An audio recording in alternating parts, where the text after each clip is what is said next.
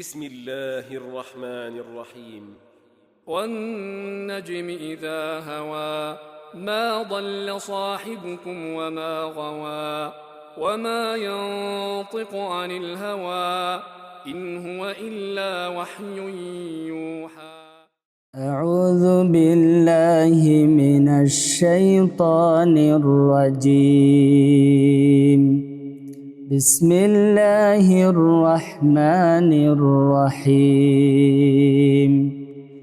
كلا إن الإنسان ليطغى أن رآه استغنى إن إلى ربك الرجعى أرأيت الذي ينهى عبدا إذا صلى أرأيت إن كان على الهدى أو أمر بالتقوى أرأيت إن كذب وتولى ألم يعلم بأن الله يرى كلا لئن لم ينته لنسفعا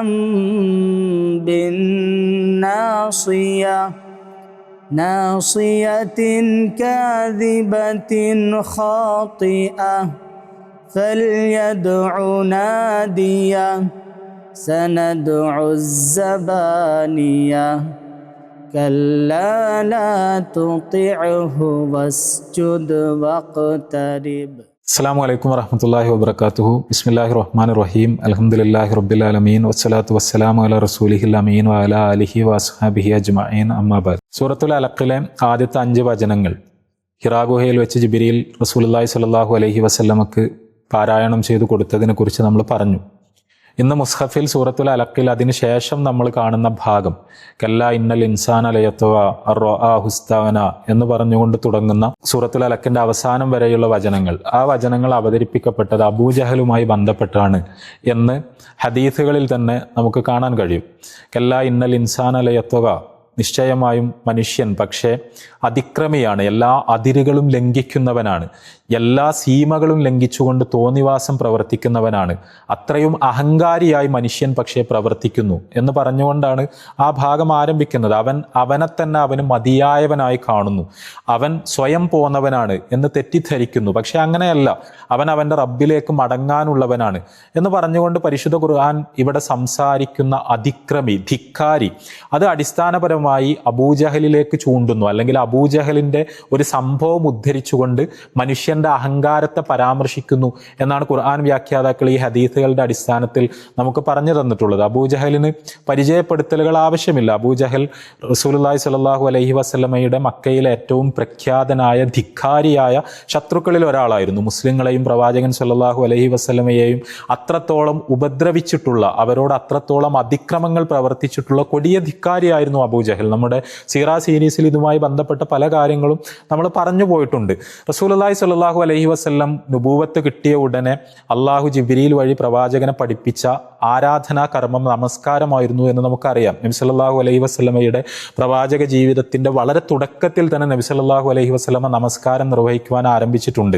മിഅ്റാജിന്റെ സമയത്ത് പിന്നീടാണ് 5 സമയത്തെ നിർബന്ധിത നമസ്കാരങ്ങൾ സമയബന്ധിതമായി റസൂലുള്ളാഹി സ്വല്ലല്ലാഹു അലൈഹി വസല്ലമക്ക് ലഭിച്ചതെങ്കിലും അതിനു മുമ്പ് തന്നെ ആ ഒരു അനുഷ്ഠാന രൂപം റസൂലുള്ളാഹി സ്വല്ലല്ലാഹു അലൈഹി വസല്ലമക്ക് അള്ളാഹു പഠിപ്പിച്ചു കൊടുത്തിരുന്നു. ആ അനുഷ്ഠാന രൂപം ഉപയോഗിച്ചുകൊണ്ട് പ്രവാചകൻ സ്വല്ലല്ലാഹു അലൈഹി വസല്ലമ അള്ളാഹു സുബ്ഹാനഹു വ തആലയെ ആരാധിക്കാറുമുണ്ടായിരുന്നു. അവിടെ പലപ്പോഴും പ്രവാചകൻ സ്വല്ലല്ലാഹു അലൈഹി വസല്ലമ നമസ്കാരം നിർവഹിച്ചിരുന്നത് കഅബയുടെ മുറ്റത്ത് പോയിട്ടാണ്.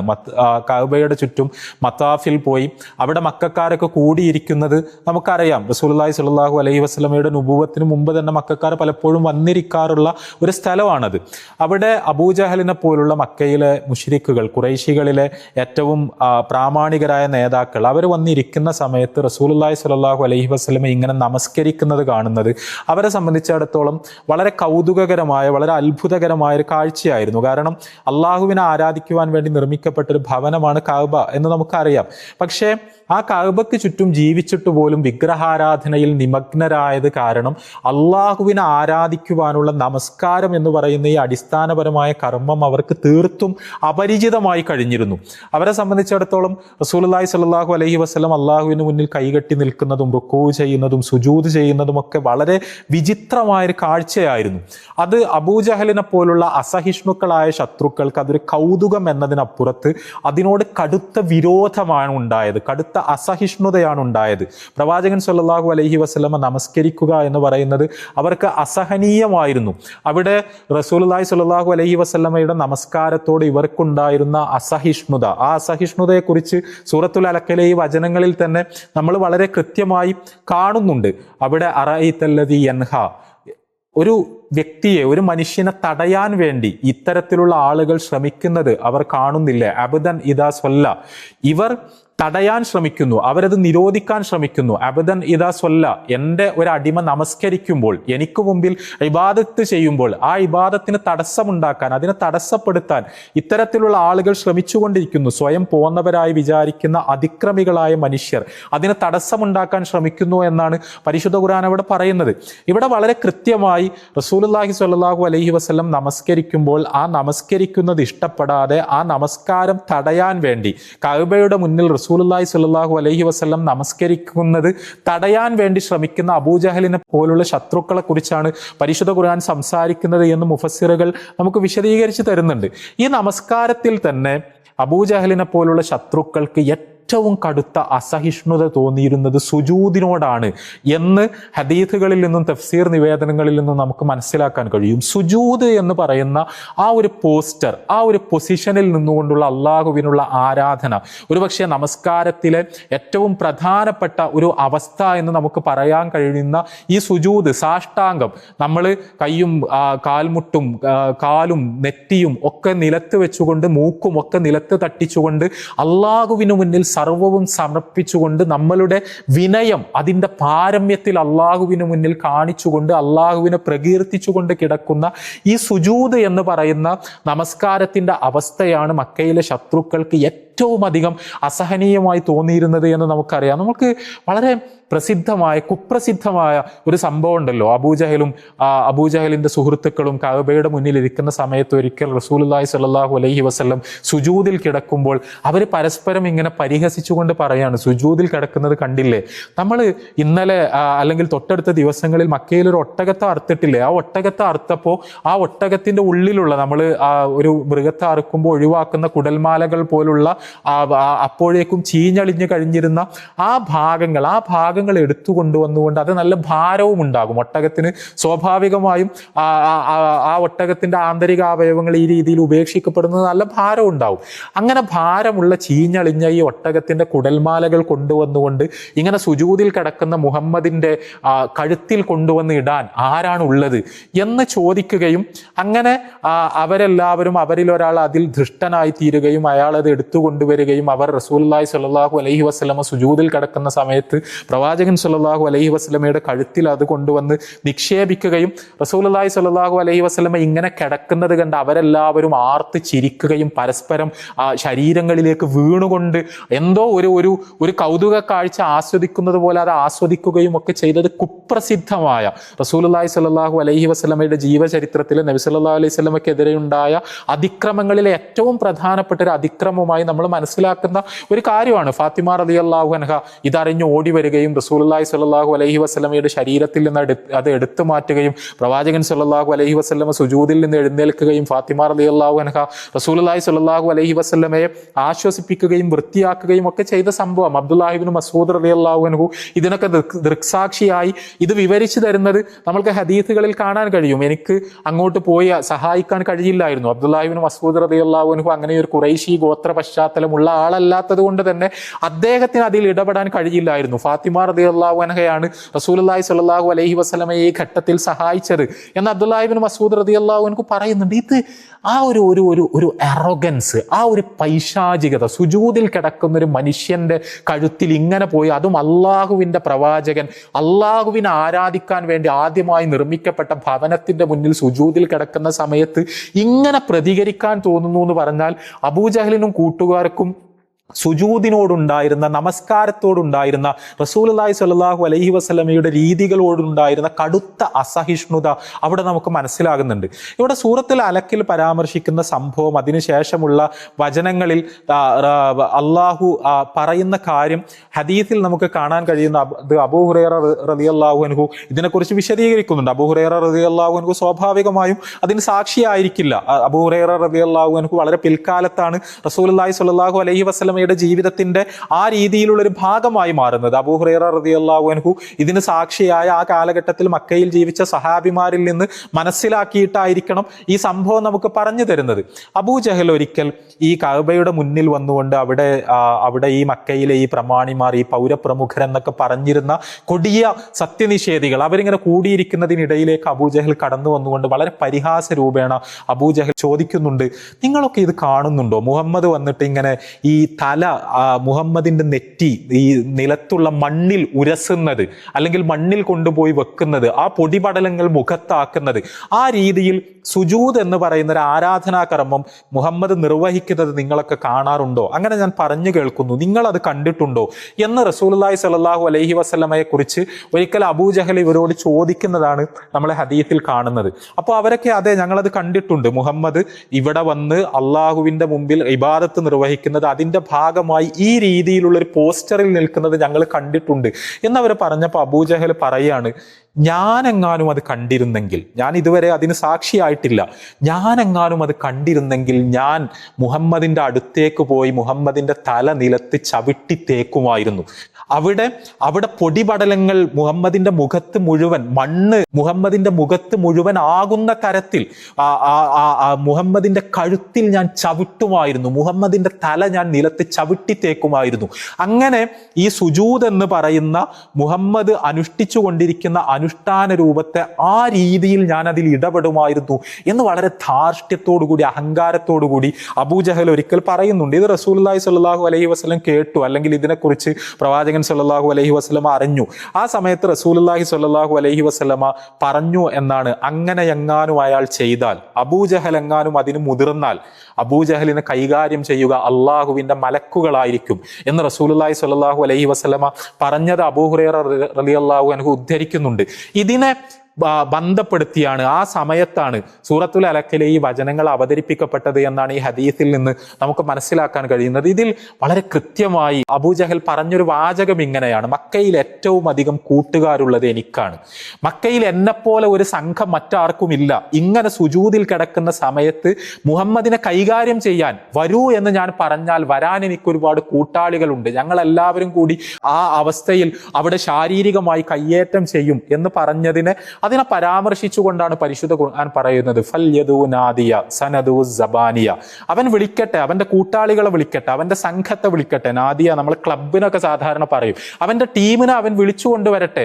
അങ്ങനെയാകുമ്പോൾ ഞാൻ എൻ്റെ മലക്കുകളെ ഞാൻ വിളിച്ചു കൊണ്ടുവരും, അവർ അബൂജഹലിന്റെ തല പിടിച്ച്, കുടുമക്ക് പിടിച്ച് അബൂജഹലിനെ നിലത്തിട്ട് വലിക്കും എന്നാണ് പരിശുദ്ധ ഖുർആൻ അവിടെ തുടർന്ന് പറയുന്നത്. റസൂലുള്ളാഹി സ്വല്ലല്ലാഹു അലൈഹി വസല്ലമ തന്നെ അത് പറയുന്നുണ്ട്. അവിടെ അള്ളാഹുവിന്റെ മലക്കുകൾ കടന്നു വന്നുകൊണ്ട് എല്ലാവർക്കും കാണാൻ കഴിയുന്ന വിധത്തിൽ അവന്റെ ശരീരത്തെ ഛിന്ന ഭിന്നമാക്കും എന്ന് റസൂലുള്ളാഹി സ്വല്ലല്ലാഹു അലൈഹി വസല്ലമ പറയുന്നത് നമുക്ക് കാണാൻ കഴിയും. ഈ ഒരു സംഭവം റസൂലുള്ളാഹി സ്വല്ലല്ലാഹു അലൈഹി വസല്ലമ ഒരിക്കൽ സുജൂദ് കടന്നപ്പോൾ ഈ ഒരു വെല്ലുവിളിയുടെ അടിസ്ഥാനത്തിൽ റസൂലുള്ളാഹി സ്വല്ലല്ലാഹു അലൈഹി വസല്ലമയുടെ മറുപടിയെ ഗൗനിക്കാതെ അബൂജഹൽ പ്രവാചകന്റെ അടുത്തേക്ക് നടന്നു നീങ്ങുന്ന സംഭവം നമ്മൾ ഈ ഹദീസിൽ തന്നെ കാണുന്നുണ്ട്. അബൂജഹൽ റസൂലുള്ളാഹി സ്വല്ലല്ലാഹു അലൈഹി വസല്ലമയുടെ തല നിലത്ത് ചവിട്ടി തേക്കാൻ വേണ്ടി അങ്ങോട്ട് നടന്നടുക്കുകയാണ്. ആ നടന്നെടുക്കുന്ന സമയത്ത് പെട്ടെന്ന് എല്ലാവരും കാണുന്നത് അബൂജഹൽ അവിടെ നിന്ന് തിരിഞ്ഞു കളയുന്നതാണ്. എന്നിട്ട് എന്തോ ഇങ്ങനെ വകഞ്ഞു മാറ്റാൻ ശ്രമിക്കുന്നതാണ്, ദൂരേക്ക് മാറ്റാൻ ശ്രമിക്കുന്നതാണ്. മറ്റുള്ളവരൊന്നും ഒന്നും കാണുന്നില്ല. അങ്ങനെ അബൂജഹൽ അവിടുന്ന് മടങ്ങിപ്പോരുന്നു, പരിഭ്രാന്തനായി പേടിച്ച് മടങ്ങിപ്പോരുന്നു. റസൂലുള്ളാഹി സ്വല്ലല്ലാഹു അലൈഹി വസല്ലമയുടെ തലയിൽ അയാൾ ചവിട്ടുന്നില്ല, പ്രവാചകന്റെ അടുത്തേക്ക് പോലും പോകുന്നില്ല. ഇത് ആളുകളൊക്കെ എന്തു പറ്റി, പ്രവാചകന്റെ തല നിലത്ത് ചവിട്ടിത്തേക്കാൻ പോയിട്ട് എന്താണ് മടങ്ങി വരുന്നത് എന്ന് ചോദിച്ചപ്പോൾ അബൂജഹൽ പറയുന്നുണ്ട്, എനിക്കും മുഹമ്മദിനും ഇടയിൽ ഒരു തീക്കുണ്ടാരം, ഒരു കിടങ്ങ് ഞാൻ കണ്ടു. ആ കിടങ്ങിൽ നിറയെ അഗ്നിനാളങ്ങളാണ്. ഞാൻ ചിറകുകൾ കണ്ടു. എന്നെ ആകെ ഭീതിപ്പെടുത്തുന്ന ഒരു കാഴ്ചയായി എനിക്കത് അനുഭവപ്പെട്ടു. ഞാൻ അതിലേക്കാണ് ചെന്ന് ചാടുന്നത് എന്ന് എനിക്ക് തോന്നി. അതാണ് ഞാൻ ഭയന്ന് പിന്തിരിയുന്നത് എന്ന് അബൂജഹൽ വിശദീകരിക്കുന്നുണ്ട്. ഇവിടെ സ്വാഭാവികമായും അവിടെ മലക്കുകളുടെ സാന്നിധ്യമുണ്ട്, തീയിന്റെ സാന്നിധ്യമുണ്ട്. ഇത് അള്ളാഹുവിന്റെ ഇടപെടലാണ്. അള്ളാഹുവിന്റെ അബദ്, അള്ളാഹുവിന്റെ ഏറ്റവും പ്രിയപ്പെട്ട അബദ് സുജൂദിൽ കിടക്കുന്ന സമയത്ത് ആ റസൂലുള്ളാഹി സ്വല്ലല്ലാഹു അലൈഹി വസല്ലമയുടെ തല ചവിട്ടിത്തേക്കുമെന്ന് പ്രഖ്യാപിച്ചുകൊണ്ട് കടന്നു വന്ന ഈ കൊടിയ ധിക്കാരിയെ കൈകാര്യം ചെയ്യാൻ വേണ്ടി അള്ളാഹു മലക്കുകളെയും തീയിനെയും എല്ലാം ഒരുക്കി നിർത്തിയിരിക്കുകയാണ്. റസൂലുള്ളാഹി സ്വല്ലല്ലാഹു അലൈഹി വസല്ലമ പറയുന്നുണ്ട്, അയാളെങ്ങാനും എൻ്റെ അടുത്തേക്ക് വന്നിരുന്നെങ്കിൽ, അത് ഗൗനിക്കാതെ കടന്നു വന്നിരുന്നെങ്കിൽ മലക്കുകൾ അയാളെ കൈകാര്യം ചെയ്യുന്നത് നിശ്ചയമായും നിങ്ങൾ കാണുമായിരുന്നു എന്ന് റസൂലുള്ളാഹി സ്വല്ലല്ലാഹു അലൈഹി വസല്ലമ പറയുന്നുണ്ട്. ഇവിടെ ഈ ഭാഗം, ഈ ഖുർആൻ ഭാഗം അവസാനിക്കുന്നത് വളരെ മനോഹരമായിട്ടാണ്. സൂറത്തുൽ അലക്കിലെ അവസാനത്തെ വാചകം നമുക്കറിയാം, കല്ലാ ലാ തുതിഉഹു വസ്ജുദ് വഖ്തരിബ്. യഥാർത്ഥത്തിൽ വളരെ പവർഫുള്ളായ പരിശുദ്ധ ഖുർആനിന്റെ സന്ദേശത്തിന്റെ ഒരു രത്ന ചുരുക്കം യഥാർത്ഥത്തിൽ ആ വചനത്തിലുണ്ട്. അബൂജഹലിനെ പോലുള്ള ധിക്കാരികളെ, ഈ മക്കയിലുള്ള കൊടിയ ബഹുദൈവാരാധകരെ, അവരുടെ പിന്തിരിപ്പിക്കലുകളെ, പ്രവാചകരെ അങ്ങ് ഗൗനിക്കരുത്, അവരെ അനുസരിച്ചു പോകരുത്, സുജൂദ് ചെയ്യരുത് എന്ന അവരുടെ കൽപ്പനക്ക് വഴങ്ങിക്കൊടുക്കരുത്. നീ സുജൂദ് തുടർന്നുകൊണ്ടേയിരിക്കുക. ആ സുജൂദ് വഴി അള്ളാഹുവുമായുള്ള ഖുർബത്ത് നീ നേടിയെടുക്കുക, അള്ളാഹുവിലേക്ക് അടുക്കുക, അള്ളാഹുവുമായുള്ള സാമീപ്യം വർദ്ധിപ്പിച്ചുകൊണ്ടേയിരിക്കുക. അവരെ അനുസരിക്കുന്നതിന് പകരം സുജൂദുകളിൽ അധികമായി നിരതനായിക്കൊണ്ട് അള്ളാഹുവുമായുള്ള സാമീപ്യം നീ കൂടുതലായി നേടിയെടുക്കുക.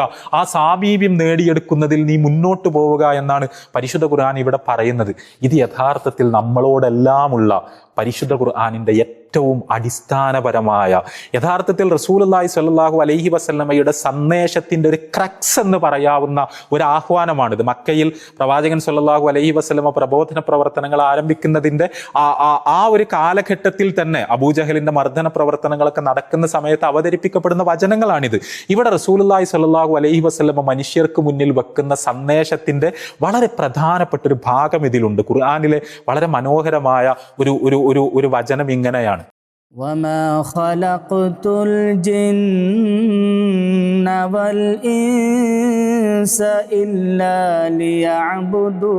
ليعبدون ما أريد منهم من رزق وما أريد أن يطعمون وما خلقت الجن والإنس إلا ليعبدون ما أريد منهم من رزق وما أريد أن يطعمون.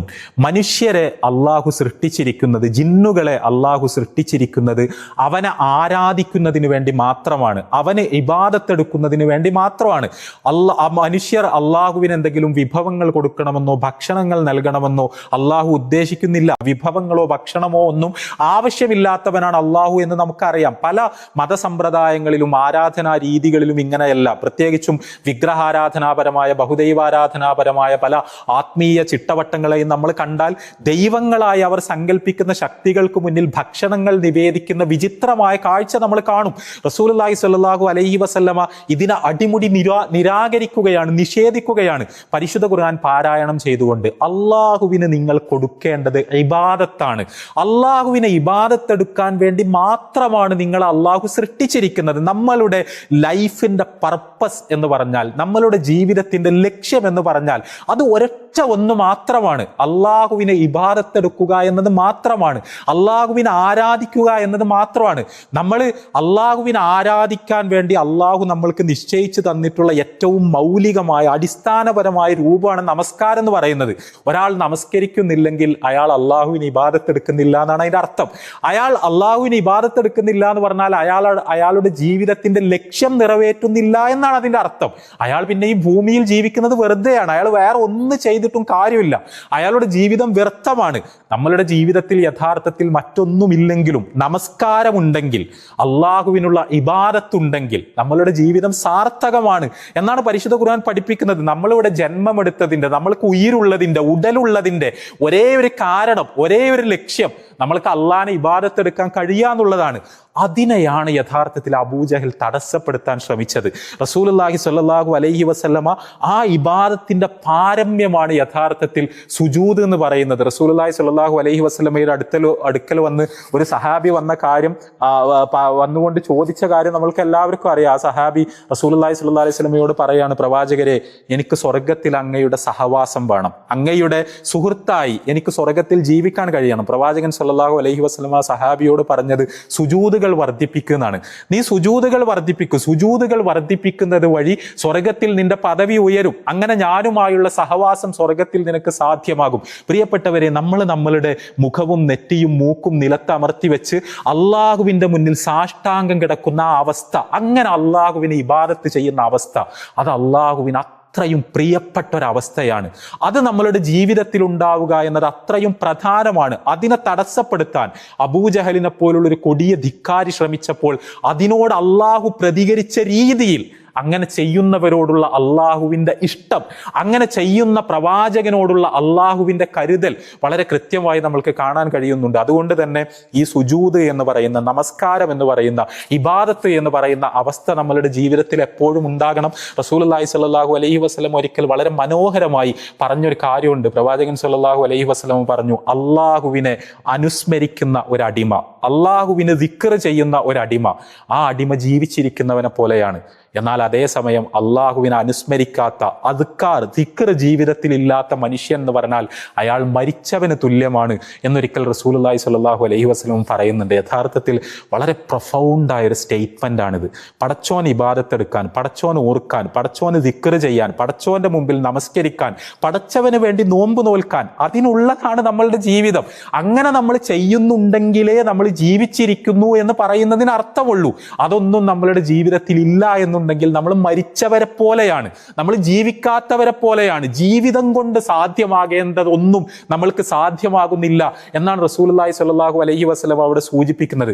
ഞാൻ അവസാനിപ്പിക്കുകയാണ്. ഇബ്നു തൈമിയ പറയുന്ന മനോഹരമായൊരു കാര്യമുണ്ട്. അദ്ദേഹം പറഞ്ഞു, നമ്മൾക്ക് ദിക്ർ എന്ന് പറഞ്ഞാൽ, അള്ളാഹുവിനെ പറ്റിയുള്ള ഓർമ്മ എന്ന് പറഞ്ഞാൽ മീനിന് വെള്ളത്തെ പോലെയാണ്. ഒരു ജലാശയത്തിൽ ജീവിക്കുന്ന മത്സ്യം, ആ മത്സ്യത്തെ ആ ജലത്തിൽ നിങ്ങൾ വേർപ്പെടുത്തി കരയിലേക്ക് ഇട്ടാലും ആ മത്സ്യം ചത്തുപോകും. കാരണം ആ മത്സ്യത്തിന് നിലനിൽക്കണമെങ്കിൽ ആ വെള്ളം ആവശ്യമാണ്. ആ മത്സ്യത്തിന് ശ്വാസം കിട്ടണമെങ്കിൽ ജലം ആവശ്യമാണ്. ഇതേപോലെയാണ് നമ്മുടെ റൂഹിന്, നമ്മുടെ ആത്മാവിന് ദിക്ർ എന്ന് പറഞ്ഞാൽ, അദ്കാർ എന്ന് പറഞ്ഞാൽ, ഇബാദത്ത് എന്ന് പറഞ്ഞാൽ, സുജൂദുകൾ എന്ന് പറഞ്ഞാൽ അങ്ങനെയാണ്. അതുണ്ടെങ്കിൽ മാത്രമേ ആത്മാവിന് അതിജീവിക്കുവാൻ കഴിയൂ. ഇല്ലെങ്കിൽ ആത്മാവ് മരിച്ചു പോകുന്നതിന് തുല്യമാണ്, നശിച്ചു പോകുന്നതിന് തുല്യമാണ് എന്ന് അദ്ദേഹം വളരെ മനോഹരമായി ചൂണ്ടിക്കാണിക്കുന്നുണ്ട്. റസൂലുള്ളാഹി സ്വല്ലല്ലാഹു അലൈഹി വസല്ലമയുടെ ജീവിതത്തിന്റെ വളരെ തുടക്കത്തിൽ നിന്നുള്ള ഈ സംഭവം, അബൂജഹലുമായി ഈ ബന്ധപ്പെട്ട ഈ സംഭവം ഇബാദത്തിന്റെ, സുജൂദിന്റെ, ദിക്റിന്റെ, അദ്കാറിന്റെ പ്രാധാന്യം നമ്മളെ വളരെ നല്ല രീതിയിൽ പഠിപ്പിക്കുന്നുണ്ട്. ആ അർത്ഥത്തിൽ അള്ളാഹുവിനെ ഇബാദത്ത് ചെയ്യാൻ അള്ളാഹു നമ്മളെ എല്ലാവരെയും അനുഗ്രഹിക്കുമാറാവട്ടെ. رسول الله والذين معه أشداء على الكفار رحماء